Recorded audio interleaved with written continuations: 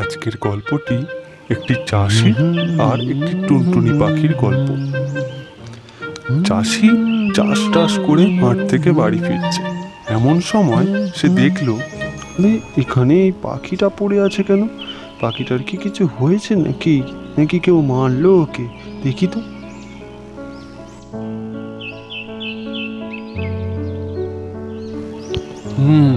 মনে হচ্ছে ওর শরীর খারাপ। আমি ওকে বরং বাড়ি নিয়ে যাই। বাড়িতে নিয়ে গিয়ে চোখ মুখে জল দিলে হয়তো সুস্থ হয়ে উঠবে। যাই, তাড়াতাড়ি ওকে বাড়ি নিয়ে যাই।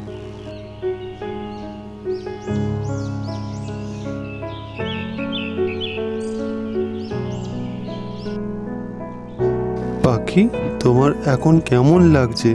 আগের থেকে শরীরটা ঠিক হয়েছে তোমার? হ্যাঁ, আমার একটু এখন ভালো লাগছে। এই তো, আমি পুরো সুস্থ হয়ে গেছি। তোমাকে অনেক অনেক ধন্যবাদ।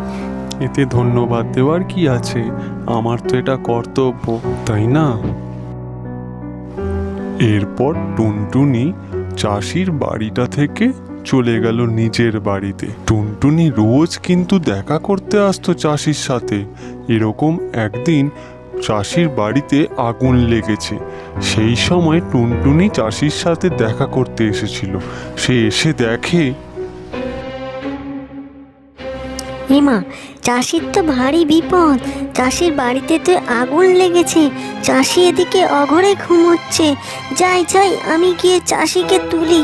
ও চাষি ভাই, ও চাষি ভাই, ও চাষি ভাই, ওঠো, আগুন লেগেছে।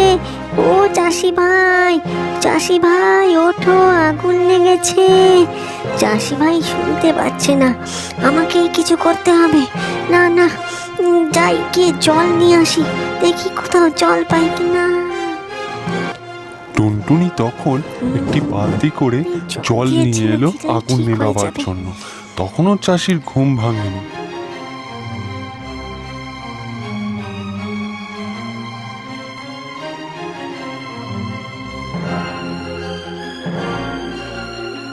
আজ তোমার জন্য আমি প্রাণে বেঁচে গেলাম।